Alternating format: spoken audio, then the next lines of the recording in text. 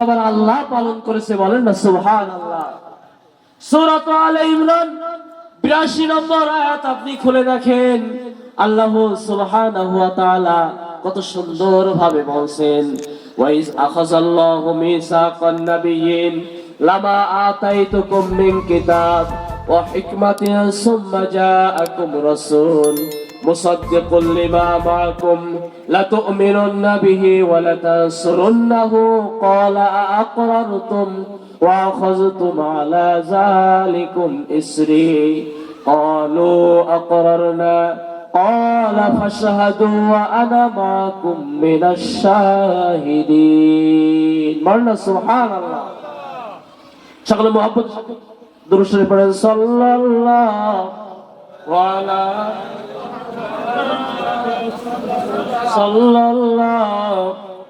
আলাইহি ওয়াসাল্লাম।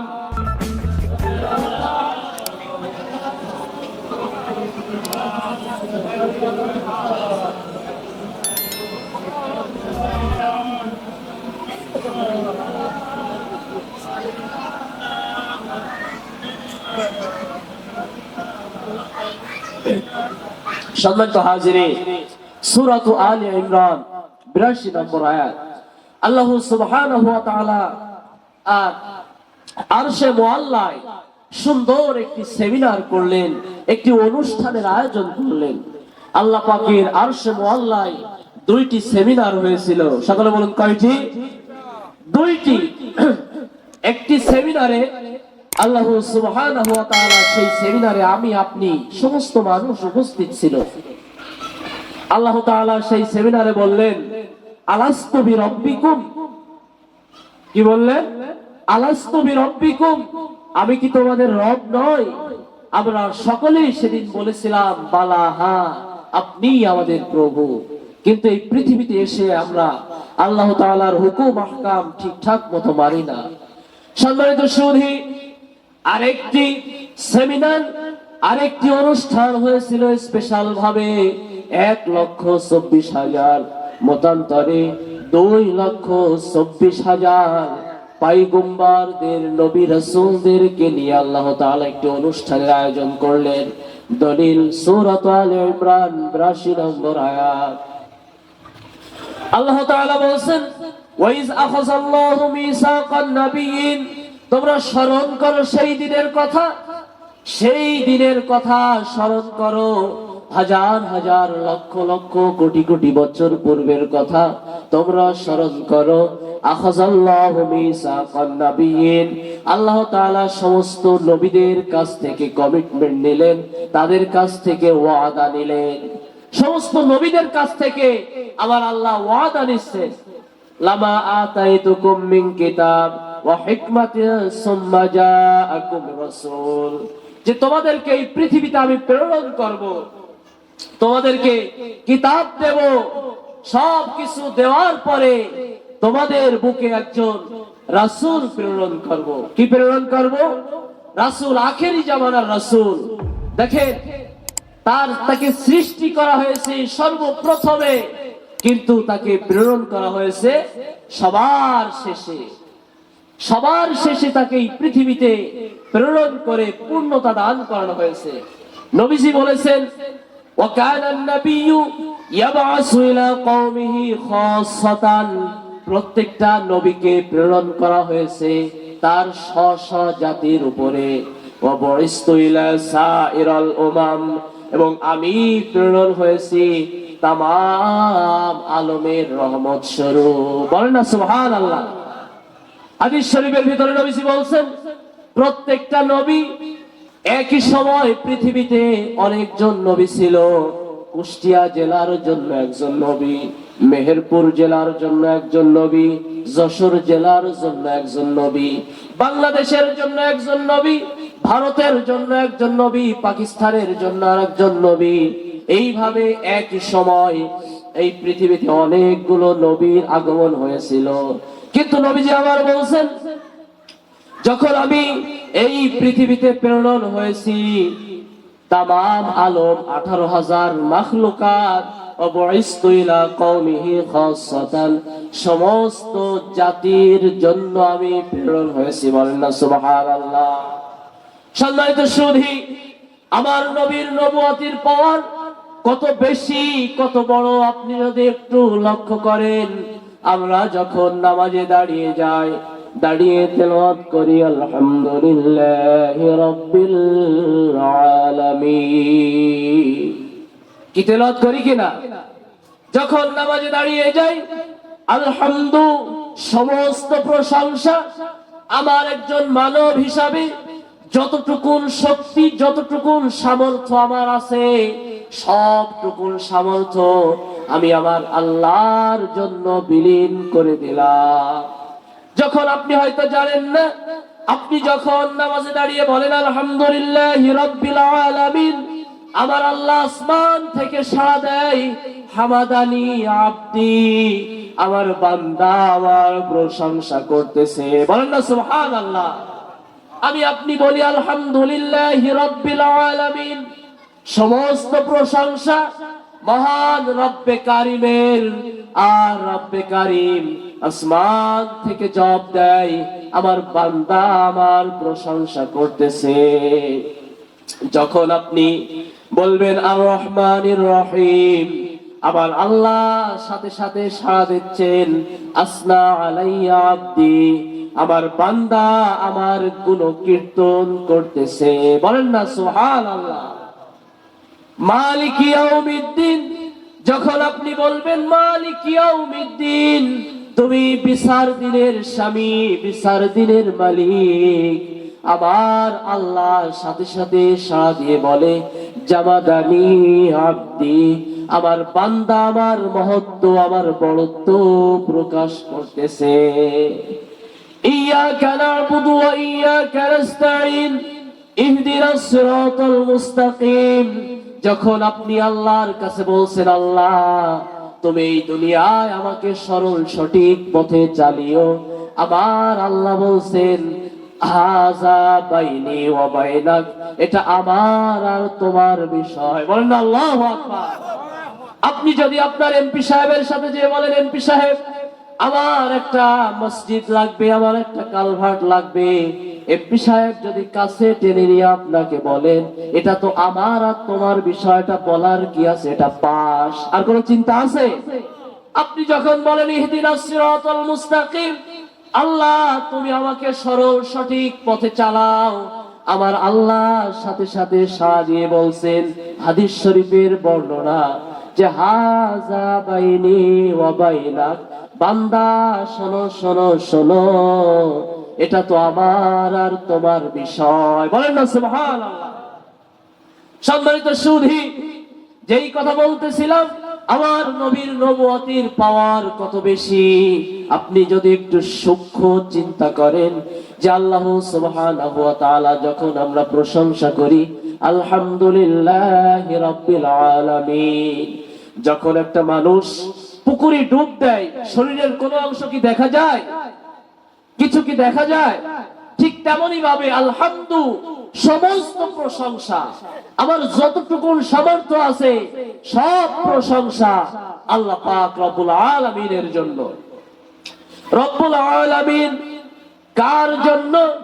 পৃথিবীবাসী। রব্বুল আলামিন, আলম মানে পৃথিবী, জগৎ, আর এর বহু বচন হলো আলামিন, সমস্ত জগৎ। জগৎটা কি?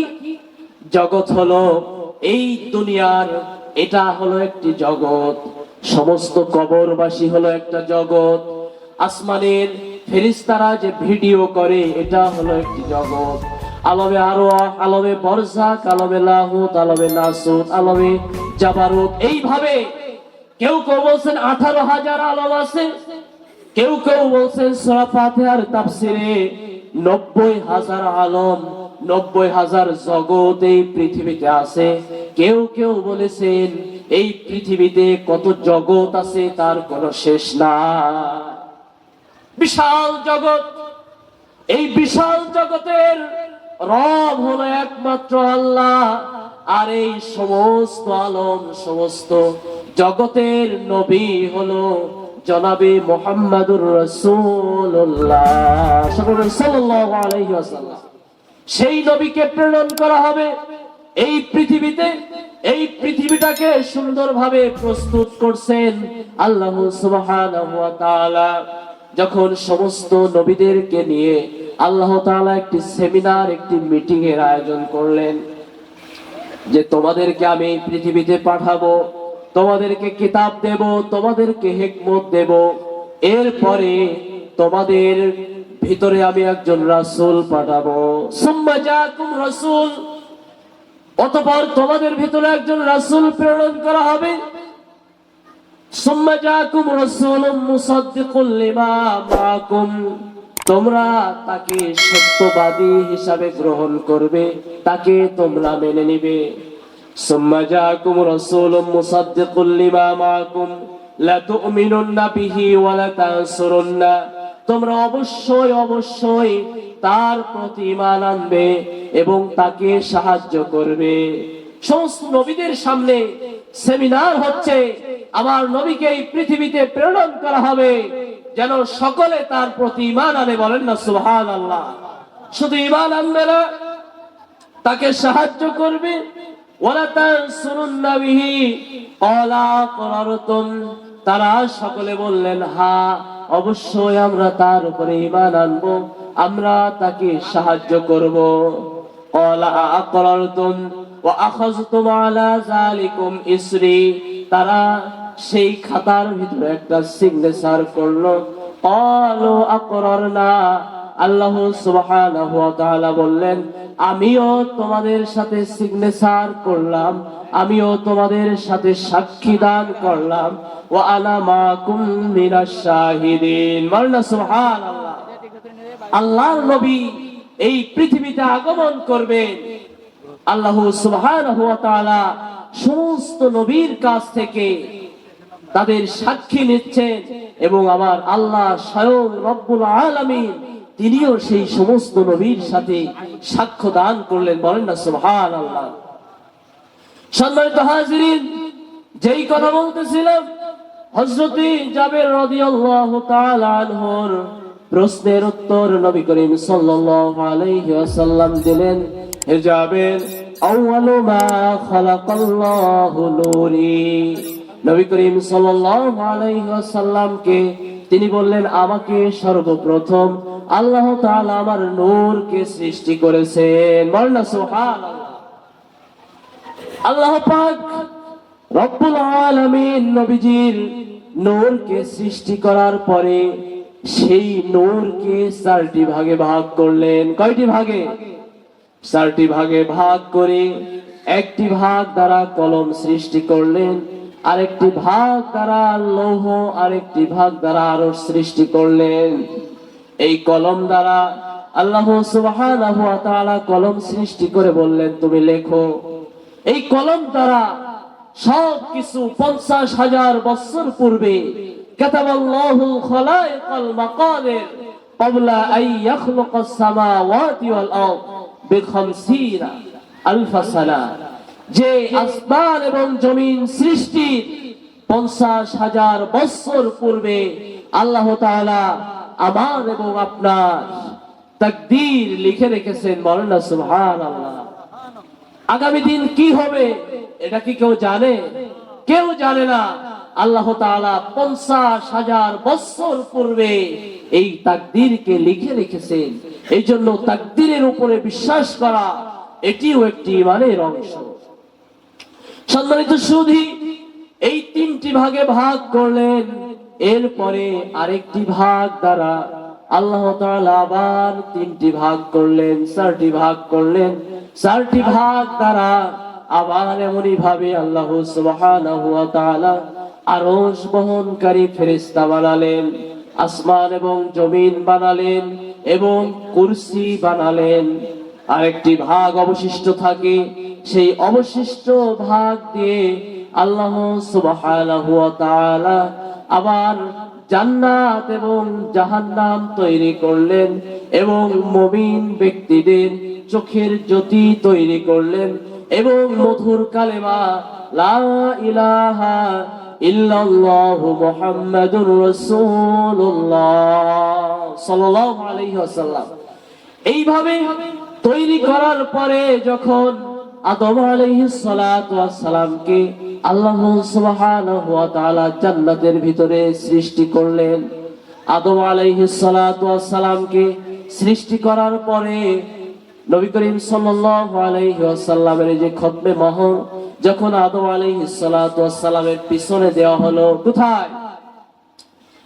তখন এই মোহরটা ঝকঝক করতেছে।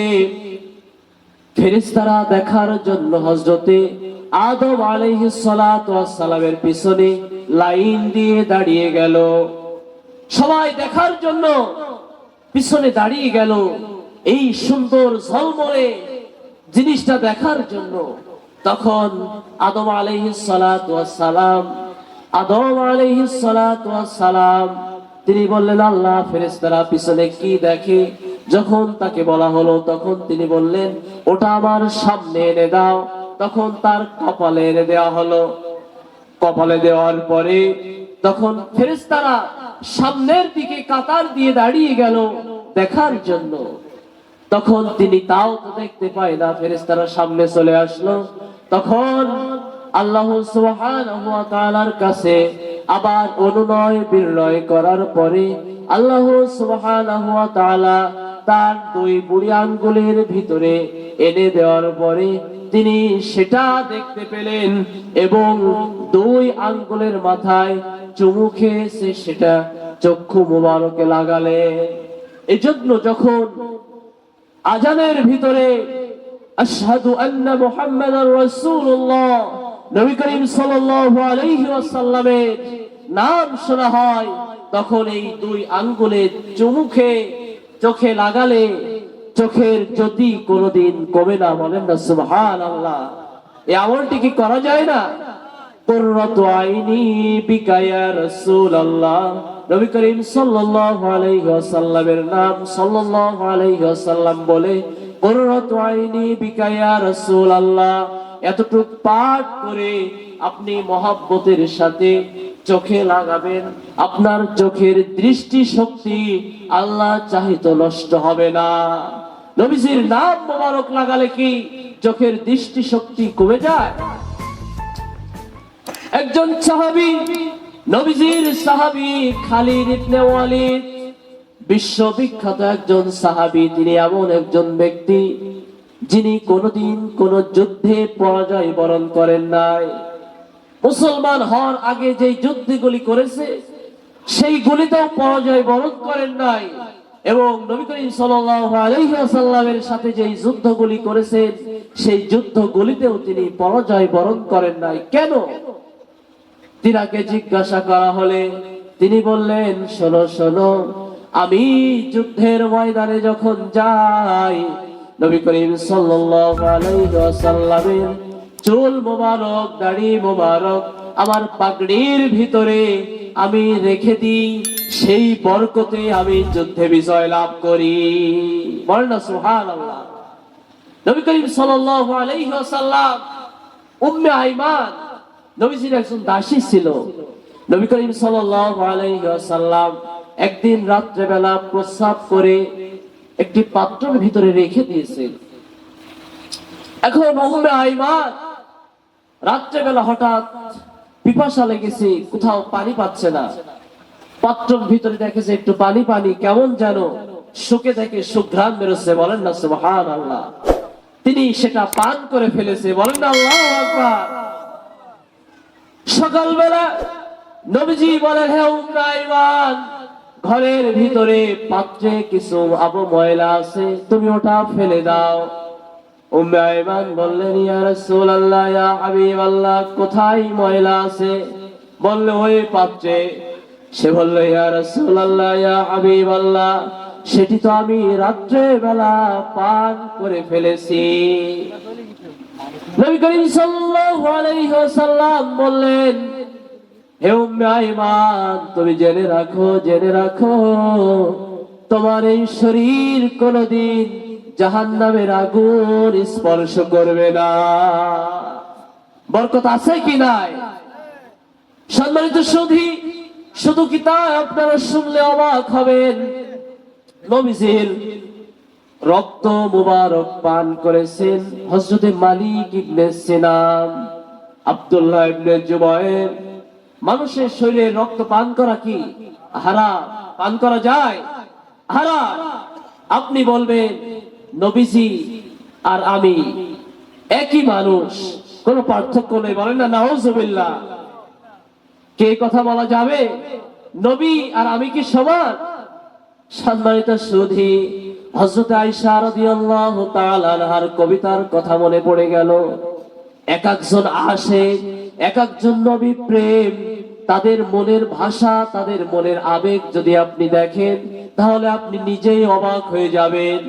হযরত আয়েশা রাদিয়াল্লাহু তাআলা আনহা, তিনি কে ছিলেন? নবী করিম সাল্লাল্লাহু আলাইহি ওয়াসাল্লামের একজন স্ত্রী। তিনি মা আয়েশা, নবী করিম সাল্লাল্লাহু আলাইহি ওয়াসাল্লাম বলেছেন ইসলামের 1/3 জ্ঞান মা আয়েশার কাছে গচ্ছিত আছে, বলেন না সুবহানাল্লাহ। ইসলামের 1/3 জ্ঞান আছে কোথায়? আয়েশা রাদিয়াল্লাহু তাআলা আনহার কাছে। সেই আয়েশা রাদিয়াল্লাহু তাআলা আনহা নবীজির শানে সুন্দরভাবে কবিতা রচনা করছেন। লানা শামসু ওয়ালিল আফাকে শামসুন ওয়া শামসি খায়রুম মিনাস সামাঈদ দুনিয়া ওয়া শামসি খায়রুম মিনাস সামাঈদ দুনিয়া ওয়া শামসি তালাস বাদাল ইশা ওয়া শামসুন নাস তালাত বাদাল ফজর। হযরত আয়েশা রাদিয়াল্লাহু তাআলা আনহা বলেন, হে জগৎবাসী তোমরা শোনো, আমার একটা সূর্য আছে। কি আছে? হযরত আয়েশা রাদিয়াল্লাহু তাআলা আনহা তিনি বলেন, হে জগৎবাসী তোমরা শোনো, আমার একটা সূর্য আছে। ওয়ালিল আফাকে শামসুন, এবং পৃথিবীবাসীর একটা সূর্য আছে। আমাদের সূর্য আছে কিনা? সকালবেলা সূর্য আমাদেরকে আলো দেয় কিনা? এই কথাটাই তিনি বলছেন যে লালা শামসু ওয়ালিল আফাকে শামসুন, আমার একটা সূর্য আছে এবং পৃথিবীবাসীর একটা সূর্য আছে। ওয়া শামসি তালাস বাদাল ইশা ওয়া শামসুন নাসি তালাত বাদাল ফজর। দুনিয়াবাসীর সূর্য উদিত হয় ফজরের পরে, আর আমার সূর্যটা উদিত হয় ঈশার পরে। বলেন না আল্লাহু আকবার। আমাদের সূর্য উদিত হয় কখন? ফজরের পরে, সকালবেলা সুবহে সাদিকের সময় সূর্য উদিত হয় কিনা? আর আয়েশা রাদিয়াল্লাহু তাআলা আনহা তিনি বলছেন, আমার সূর্যটা আমার প্রিয় স্বামী, আমার প্রিয় হাবিব, তিনি আমার হুজরা মুবারকে প্রবেশ করেন ঈশার পরে। নবীজিকে তিনি কি বললেন? সূর্য বললেন। আর আমি আপনি যদি বলি নবীও যেমন আমিও তেমন, তাহলে কি হবে? সম্মানিত সুধী, যেই কথা বলতেছিলাম, নবীজির গায়ে একবার হিজামা লাগানো হলো, সেখান থেকে কিছু রক্ত পুঁজ বাহির হলো।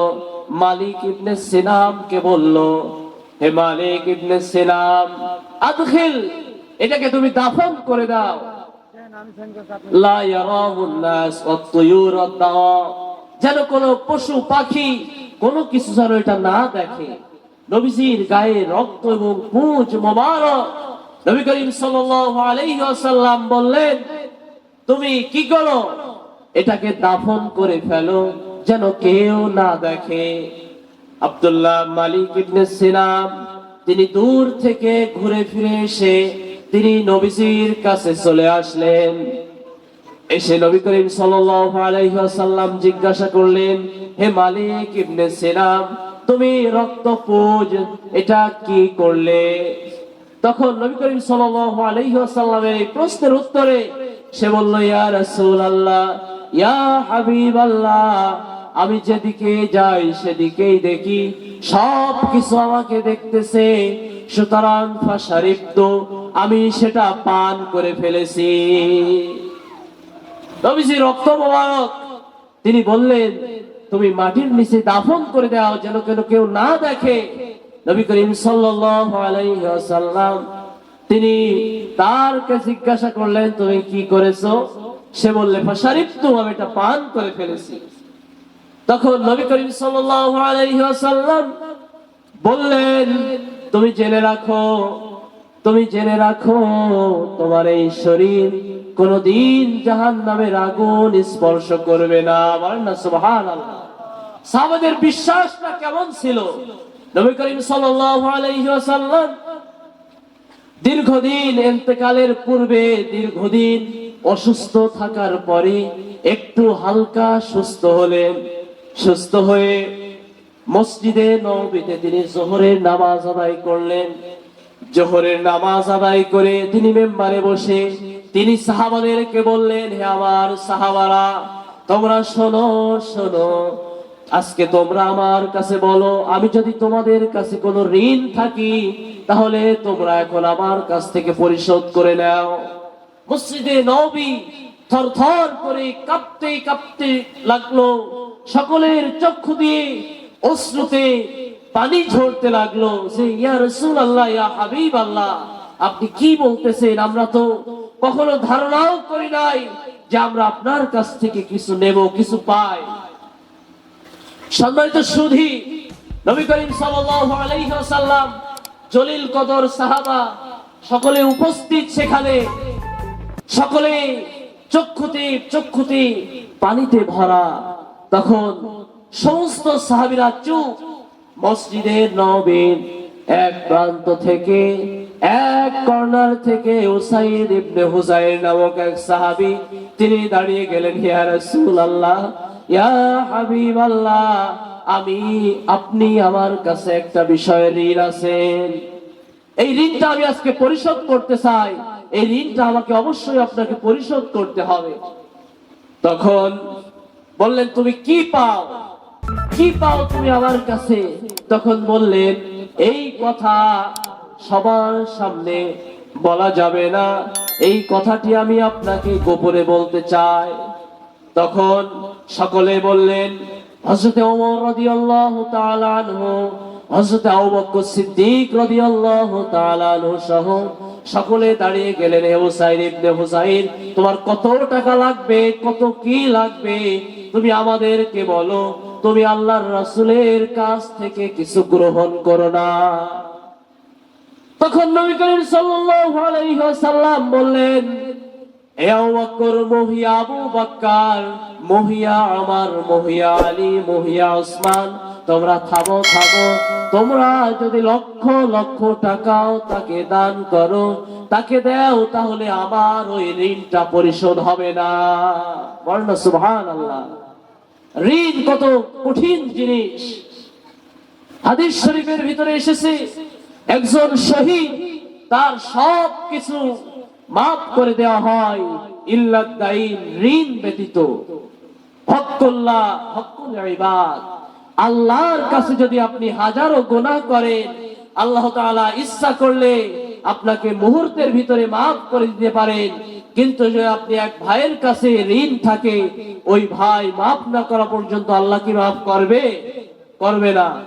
এবং হাদিস শরীফের ভিতরে এও এসেছে যে একজন ব্যক্তিকে যদি একবার জীবন দেওয়া হয়, সে যদি আল্লাহর রাস্তায় জিহাদ করে, জিহাদ করে আল্লাহর রাস্তায় শহীদ হয়, তাকে যদি আবার জীবন দেওয়া হয়, আবার শহীদ হয়, আবার জীবন দেওয়া হয়, আবার শহীদ হয়, তাহলে তার উপরে যদি ঋণ থাকে, লা ইয়াদখুলুল জান্নাতা হাত্তা ইউকদা দীনাহু, সে ততক্ষণ পর্যন্ত জান্নাতে প্রবেশ করবে না যতক্ষণ না পর্যন্ত সে তার ঋণ পরিশোধ না করবে।